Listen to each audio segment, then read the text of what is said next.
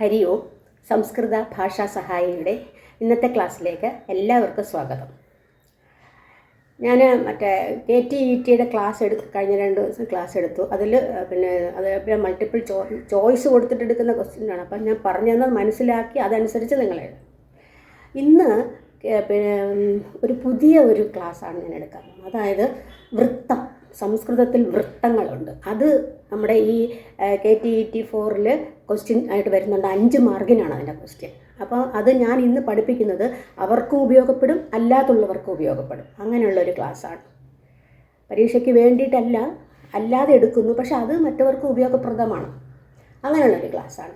അപ്പോൾ നമുക്ക് നോക്കാം എന്താണ് വൃത്തം എന്ന് പറയുന്നത്. വൃത്തം എന്ന് പറഞ്ഞാൽ പദ്യം വാർക്കുന്ന തോതാണെന്നാണ് പറയുന്നത്. ഒരു പദ്യം ഉണ്ടാക്കണമെങ്കിൽ അതിന് വൃത്തം വേണം. അപ്പോൾ അതിൽ പദ്യങ്ങൾ അതിന് അക്ഷരങ്ങൾ ആ അക്ഷരങ്ങൾ എങ്ങനെയൊക്കെ ആയിരിക്കണം എന്നുള്ളതാണ് ആ വൃത്തത്തിൽ വരുന്നത്.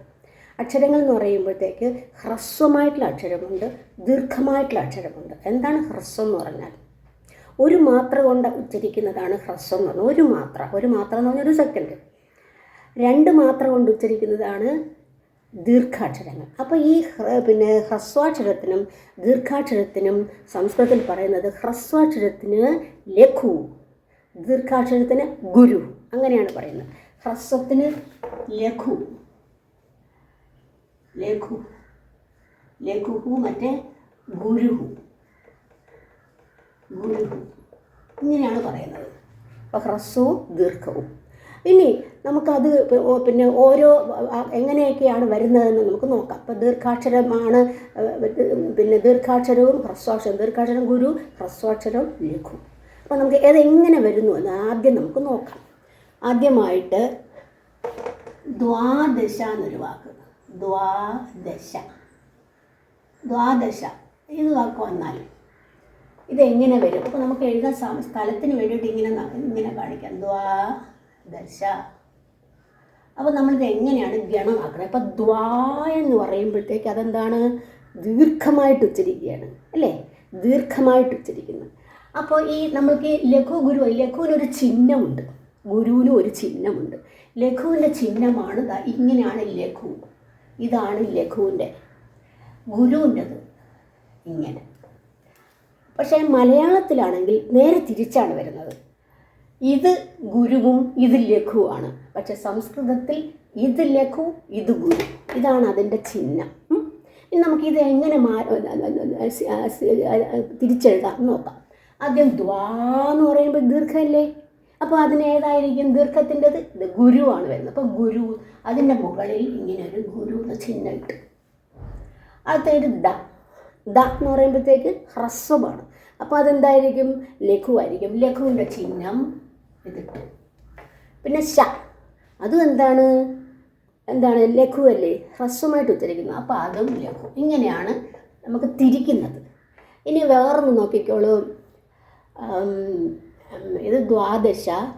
പിന്നെ നിഷാദ എന്നൊരു വാക്ക്.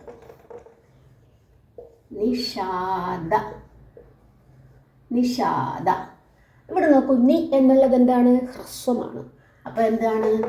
ഹ്രസ്വം, ലഘു. നിഷാ, അത് ദീർഘമാണ്, അത് ഗുരുവായി. ദ ഹ്രസ്വമാണ്, ലഘുവായി. ഇങ്ങനെ വരുന്നു. എന്നാൽ ചില സന്ദർഭങ്ങളിൽ ദീർഘാക്ഷരമാണ് ഗുരു, പക്ഷേ ചില സന്ദർഭങ്ങളിൽ ലഘുവും ഗുരുവാകും. അതെങ്ങനെയും നോക്കാം. ചില സന്ദർഭങ്ങളിൽ അതെങ്ങനെയൊക്കെയാണെന്ന് നോക്കാം. രഥ്യായാഹ എന്നൊരു വാക്ക്. രഥ്യായാഹ. ഈ വാക്കിൽ ആദ്യം രായാണ്. രാ എന്ന് പറയുന്നത് എന്താണ്? ലഘുവാണ്. പക്ഷേ അത് മാത്രം നോക്കിയാൽ പോരാ. തൊട്ട് നെക്സ്റ്റ് ഇരിക്കുന്ന എന്താണ്? ധ്യാ എന്നുള്ളത് എന്താണ്? ഒരു കൂട്ടക്ഷരമല്ലേ, അല്ലേ? അപ്പോൾ ഒരു ലഘുവിന് ശേഷം ഒരു കൂട്ടക്ഷരം വരികയാണെങ്കിൽ ഈ ലഘു എന്തായി മാറും? ഗുരുവായി മാറും. മനസ്സിലായില്ലേ? അപ്പോൾ ഈ രായ്ക്ക് ശേഷം ഒരു കൂട്ടക്ഷരം ഇരിക്കുന്നു. അപ്പോൾ ഈ രാ എന്നുള്ളത് ഗുരുവായി. ഇനി ധ്യാ അല്ലെങ്കിലും ഗുരുവാണ്, അല്ലേ? ദീർഘമല്ലേ? അത് ലഘു, അതും ഗുരു തന്നെ, അതും ഗുരുവാണ്, അതും ഗുരു. ഇനി യാഹ, അവിടെ യാ അത് ഗുരുവാണ്. അപ്പോൾ മുഴുവനും ഗുരുവായിട്ടാണ് ഇവിടെ വന്നിരിക്കുന്നത് അല്ലേ. ഇനി അടുത്തത് മോഹിതം എന്നുള്ളൊരു വാക്ക്. മോഹിതം. അപ്പം മോ എന്ന് പറയുന്നത് ഗുരുവല്ലേ, അപ്പോൾ അവിടെ ഗുരു ഇട്ടു. ഹി ലഘുവാണ്. തം ഒറ്റയാണ്. അപ്പം ഇമ് അക്ഷരമായിട്ട് വരുന്നില്ല. അപ്പം തായ് എന്നുള്ളത് തം ഒറ്റ കണക്കാക്കുമ്പോൾ അത് ഗുരുവാണ്. തം ഗുരു. അപ്പോൾ ഇവിടെ ഒരു അനുസ്വാരം വന്നാൽ അതിന് മുമ്പുള്ള വാക്ക് എന്തായി മാറും? ഗുരുവായി മാറും. അത് രണ്ടാമത്തത്. ആദ്യത്തത് എന്താണ്? കൂട്ടക്ഷരം വരുമ്പോൾ അതിന് തൊട്ട് മുമ്പിൽ കിടക്കുന്ന ലഘു ഗുരുവാകും. ഇവിടെ അനുസ്വാരം വന്നാൽ അതിന് തൊട്ട് മുമ്പ് കിടക്കുന്ന ലഘു എന്താ? ഗുരുവാകും. മനസ്സിലായി? ഇപ്പോൾ അത് മനസ്സിലായില്ലേ? അടുത്തത്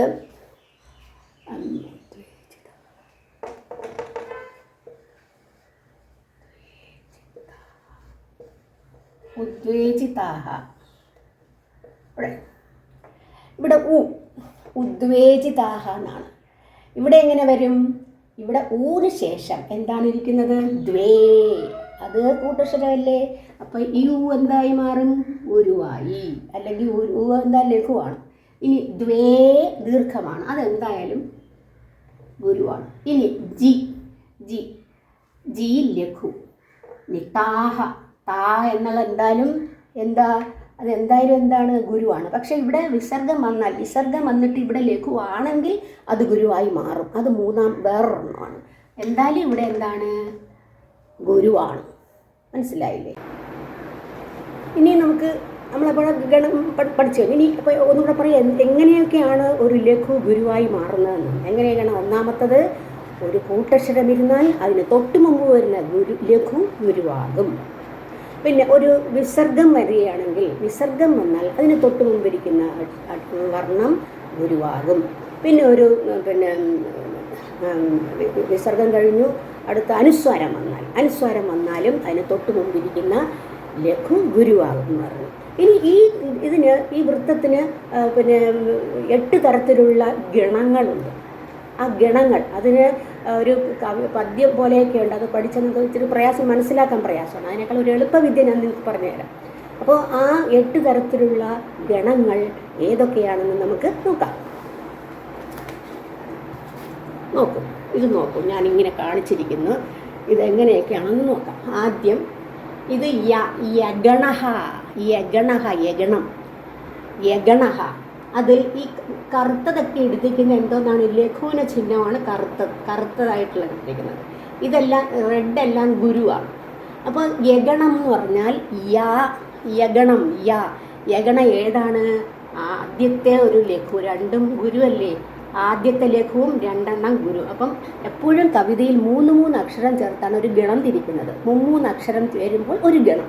അപ്പോൾ ഇവിടെ ഈ 3 ഗണം വരുമ്പോൾ ആദ്യം വന്നിരിക്കുന്നത് ലഘുവാണ്, മറ്റേ അവസാനം 2 ഗുരു. അപ്പോൾ ആദ്യത്തെ ലഘു എന്ന് പറയുമ്പോൾ ആദി ലഘു എന്നാണ് പറയുന്നത്.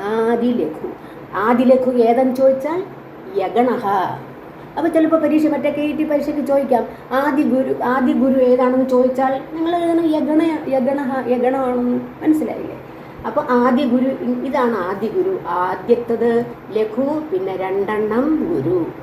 അത് കഴിഞ്ഞിട്ട് രണ്ടാമത്തത് രഗണ എന്താണെന്ന് നോക്കാം. നടുക്കല്ലേ ലഘു വന്നിരിക്കുന്നത്. ഇത് 2 ഗുരുവാണ്. അപ്പോൾ ഇത് മധ്യലഘു. അത് കഴിഞ്ഞിട്ട് മധ്യലഘു ഏതെന്ന് ചോദിച്ചാൽ രഗണഹ. ഇനി അടുത്ത നോക്കിക്കോളൂ. അവസാനമാണ് ലഘു എഴുതിയിരിക്കുന്നത്. മറ്റേ ആദ്യവും രണ്ടാമതും വരുന്നത് ഗുരുവാണ്. അപ്പോൾ ഇത് അന്ത്യലഘു. അടുത്തത് അപ്പോൾ അങ്ങനെ അത് കഴിഞ്ഞു. അടുത്ത വീണ്ടും തിരിച്ച് അപ്പോൾ അന്ത്യലഘു ഏതാന്ന് ചോദിച്ചാൽ തഗണഹ. ഇനി നോക്കിക്കോളൂ.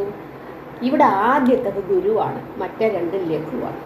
അപ്പം ആദ്യത്തെ ഗുരു വരുമ്പോൾ ആദ്യ ഗുരു എന്നാണ് പറഞ്ഞത്. ആദി ഗുരു എന്താണ്? ഭഗണഹ. ആദി ഗുരു ഏതെന്ന് ചോദിച്ചാൽ ഭഗണഹ. പിന്നെ അടുത്തത് മധ്യത്തിലല്ലേ ഗുരു വന്നിരിക്കുന്നത്. മറ്റേ 2 ലഘുക്കളാണ്. അപ്പോൾ മധ്യഗുരു ഏതെന്ന് ചോദിച്ചാൽ ജഗണഹ. ഇനി അടുത്തത് അവസാനം വന്നിരിക്കുന്നു ഗുരു. മറ്റേ രണ്ടും ലഘുക്കളാണ്. അന്ത്യഗുരു അതെന്താണ്?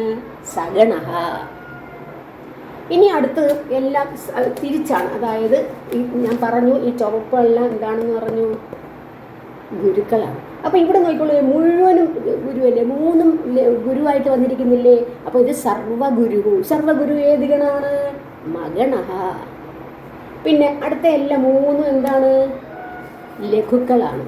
അപ്പോൾ അത് സർവലഘു. സർവലഘു ഏതാണ്? നഗണഃ. ഇതാണ് നിങ്ങൾക്ക് പഠിക്കേണ്ടത്. ഇതിനൊരു എളുപ്പവിദ്യ ഞാൻ പറഞ്ഞു തന്നു. മറ്റേ കവിതയൊക്കെ അതായത് കവിത ആദി മധ്യ അവസാനേഷു യരത യാന്തി ലാഘവം ഭജസാ ഗൗരവം യാന്തി മനൗതു ഗുരു ലാഘവം. അത് നിങ്ങൾ പഠിക്കാൻ പ്രയാസമാണെങ്കിൽ എളുപ്പത്തിൽ വേണം ഞാൻ പറഞ്ഞു തരികയാണ്. ഇങ്ങനെ പഠിക്കുക. യരത ഭജസ മന.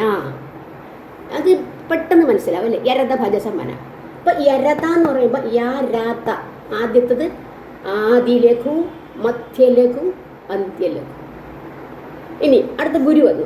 ഭജസ ആദിഗുരു, മധ്യഗുരു, അന്ത്യഗുരു. ഇനി മന ഈ റെഡ് ഗുരുവാണ്. അപ്പോൾ ആദ്യം ഗുരു വരും. പിന്നെ ഇതെന്താണ്? മാ എന്ന് പറയുമ്പോൾ സർവഗുരു, ഇത് സർവലഘു. അപ്പോൾ നിങ്ങൾ ഇത് നല്ല പെട്ടെന്ന് പഠിച്ചാൽ മതി. യരത ഭജസ മനത. യരത എന്ന് പറയുമ്പോൾ ലഘുക്കളാണ്, ഭജസ എന്ന് പറയുമ്പോൾ ഗുരുക്കളാണ്, പിന്നെ മന ഗുരുവും ലഘുവും. അപ്പോൾ മനസ്സിലായില്ലേ? ഈ രീതിയിൽ കണക്കാക്കാം. നമ്മളിനി ഇത് വാക്കുകൾ എടുത്തിട്ട് നമ്മളങ്ങനെ തിരിക്കും. അപ്പോൾ കുറച്ചുകൂടി മനസ്സിലാവും. ഇനി നമുക്ക് അത് ഗണങ്ങൾ തിരിക്കുന്ന രീതി നോക്കാം. ഒരു കവിതയിൽ ഗണങ്ങൾ 3 അക്ഷരം വെച്ചാണ് ഒരു ഗണം എന്ന് പറഞ്ഞു. അപ്പോൾ ആദ്യം മുതൽ യരത ഭജസ മന ഇത് മൂന്നും മുഴുവൻ എങ്ങനെ വരുന്നു എന്ന് നമുക്ക് ഒന്നുകൂടി നോക്കാം. ആദ്യമായിട്ടൊരു വാക്ക് സുരാണാം. സുരാണാം എത്ര അക്ഷരമുണ്ട്? 1 2 3 4 ഇല്ല, ഇത് അക്ഷരം അല്ല. അപ്പോൾ 1 2 3 അക്ഷരമേ ഉള്ളൂ അല്ലേ? അപ്പോൾ 3 അക്ഷരമാണ് കവിതയിൽ ഒരു ഗണമായിട്ട് കണക്കാക്കുന്നത്. അപ്പോൾ നമുക്കത് എങ്ങനെ തിരിക്കാം? സു എന്താണ്? ലഘു അല്ലേ? അപ്പോൾ ഇപ്പുറത്തൊന്നും വേറെ പ്രശ്നമൊന്നുമില്ല. അപ്പോൾ ലഘു അടയാളപ്പെടുത്തി. രാ അതെന്താണ്? ദീർഘമാണ്. അപ്പോൾ ഗുരു തന്നെ. ഗുരു. നാം എന്തായാലും അത് ഗുരുവാണ്. പിന്നെ അതിൻ്റെ കൂടെ ഒരു അനുസ്വാരം കൂടി വന്നിരിക്കുന്നു. അപ്പോൾ അവിടെ എന്താണ്? ഗുരു തന്നെ. അപ്പോൾ ഇതെന്തോന്നാണ്? ആദ്യം അല്ലേ ലഘു വന്നിരിക്കുന്നത്? ഇത് ലഘു അല്ലേ രണ്ടും? അപ്പോൾ ഇതെന്താണ്? ആദ്യത്തെ ഏതാണ്? യരത ഭജസ മനയിൽ യാ ആദി ഗുരു, ആദി ലഘു. അപ്പോൾ യഗണഃ അവിടെ എഴുതണം. യഗണഃ. ഇത് യഗണഹയാണ്. അടുത്ത നോക്കിയുള്ളൂ പാവനം. പാ ദീർഘമാണ്, ഗുരുവാണ്. അപ്പോൾ എന്ത് ചെയ്യണം? ഗുരു. വ അത് ലഘു. നം ഞാൻ ചേർക്കണം, അത് അനുസ്വാരമല്ലേ? അപ്പോൾ എന്തായാലും ഗുരുവാകും. അപ്പോൾ ഇവിടെ എന്ത് ചെയ്തു? മധ്യത്തിലാണ് എന്ത് വന്നത്? ലഘു വന്നത്. അപ്പോൾ എന്ത് ചെയ്യും? യരത ഭജസയിൽ രഗണഃ. രഗണഃ. ഇനി പർണാനി. പർണാനി ഇവിടെ പർണ എന്താണ്? പർണ കൂട്ടായിട്ട് വരുന്നില്ലേ? പർണ. അപ്പോൾ എന്ത് ചെയ്യണം? ഇത് ഗുരുവാകും. അപ്പോൾ ഗുരുവാകുമ്പം ഇവിടെ ഗുരു. ഇനി ണ അതും ദീർഘമാണ്, അതും ഗുരുവാണ്. നീ മാത്രം എന്താ? ലഘു. അപ്പോൾ ഇത് എന്താണ്? അവസാനം വന്നിരിക്കുന്നു ലഘു. അതെന്താണ്? യാരാത്ത തഗണഃ. തഗണഃ. അടുത്തത് കർമ്മണി. കർമ്മണി കാ കഴിഞ്ഞാൽ കാ ലഘുവാണ്, പക്ഷേ ഇർമ്മ അവിടെ ഇത് വന്നിരിക്കുന്നു. അപ്പോൾ ഇവിടെ എന്തായി മാറി? ഗുരുവായി. കർമ്മ. കർമ്മ ഇവിടെ എന്താണ്? ലഘുവാണ്. നി ഹ്രസ്വമാണ്, അവിടെയും ലഘുവാണ്. അപ്പോൾ ഇവിടെ ആദ്യ ഗുരു വന്നിരിക്കുന്നു. ആദ്യ ഗുരുവാണ്. അപ്പം എന്തു പറയാം? യരത ഭജസ മനയിൽ യരത കഴിഞ്ഞു. ഭഗണ. ഭഗണ. ഭഗണ. ഇനി അഞ്ചാമത്തെ നിനിന്ദ. നീ ലഘുവാണ്. നീ ലഘുവാണ്, പക്ഷേ ഇപ്പുറത്ത് എന്താണ്? ഒരു കൂട്ടക്ഷരം ഇരിക്കുന്നു. അപ്പം ഇതെന്തായി മാറും? ഗുരുവായി. ഇന്ദ ലഘു തന്നെയാണ്, അത് ഹ്രസ്വമാണ്. ഇതെന്ത് പറയാം? അപ്പം ജഗണഃ. ജഗണഃ. എങ്ങനെ ജഗണഃ എന്നത് മനസ്സിലായില്ലേ? മധ്യഗുരുവാണ്. ഇത് ആദ്യ ഗുരു, ഇത് മധ്യഗുരു. ജഗണഃ. അടുത്ത മൃദുലൗ. മൃദുലൗ. ബൃ പറയുമ്പോഴത്തേക്ക് എന്തായാലും ഇത് ലഘു തന്നെയാണ്. ദൂ എന്താണ്? ലഘു തന്നെയാണ്. ലൗ അവിടെ ദീർഘമാണ്, അതുകൊണ്ട് ഗുരു. അപ്പം എന്ത് വരും? എരത ഭജ ഭജ സർ അന്ത്യഗുരു അല്ലേ? അന്ത്യഗുരു ആകുമ്പോൾ സഗണ. സഗണ. അടുത്തത് ശുശ്രൂഷ. ശുശ്രൂഷ. ശു കഴിഞ്ഞിട്ട് ശ്രൂ, അതൊരു കൂട്ടക്ഷരമാണ് അല്ലേ? അപ്പോൾ ഈ ശു എന്തായി മാറും? ഗുരുവായി മാറി. ഇനി ശ്രൂ എന്നുള്ളത് ദീർഘമാണ്, അപ്പം അത് എന്താണ്? ഗുരു തന്നെയാണ്. ഇനി ഷാ എന്നുള്ളതും ദീർഘമാണ്, അപ്പം അത് എന്താണ്? ഗുരു. അപ്പം സർവഗുരു ഏതാണ്? എരന്ത ഭജസ മന. മനയിൽ മാ. മഗണഹ. മഗണഹയാണ്. മഗണഹ. അടുത്ത തദനു. തദനു. ത എന്നുള്ളത് ഹ്രസ്വമാണ്, അപ്പം ലഘു. ഇനി തദനു. ഇതിൽ ത എന്നുള്ളത് ലഘുവാണല്ലോ, ലഘു. ദായും ലഘു, നൂൻ ലഘു. അപ്പം മുഴുവൻ സർവ്വലഘുവായി. സർവ്വലഘു എന്തെന്നാണ്? നഗണഹയാണ്. നഗണഹ. അപ്പോൾ ഇത്രയും ഗണങ്ങൾ പഠിച്ചു. എരത ഭജസ മന വരെ പഠിച്ചു. അപ്പോൾ ഇനി നിങ്ങൾ ഇതെല്ലാം മറ്റത് ബൈഹാർട്ട് ചെയ്യുന്നതിനേക്കാളും ഇത് പെട്ടെന്ന് മനസ്സിലാക്കി. എരത ഭജസ മന എന്ന് ബൈഹാർട്ട് ചെയ്യുക, പിന്നെ ഇതുപോലെ കുറേ ചെയ്ത് നോക്കുക. അടുത്ത ദിവസം ഞാൻ പിന്നെ ശ്ലോകം കൊണ്ടുവന്നിട്ട് ആ ശ്ലോകത്തിൽ എങ്ങനെയൊക്കെയാണ് ഗണം തിരിക്കുന്നതെന്നൊക്കെ പറഞ്ഞ് മനസ്സിലാക്കി തരാം. അപ്പോൾ ഇന്നത്തെ ക്ലാസ് ഇവിടെ പൂർണ്ണമാകുകയാണ്. അടുത്ത ക്ലാസ്സിൽ കാണുന്നവരെല്ലാവർക്കും നന്ദി, നമസ്കാരം.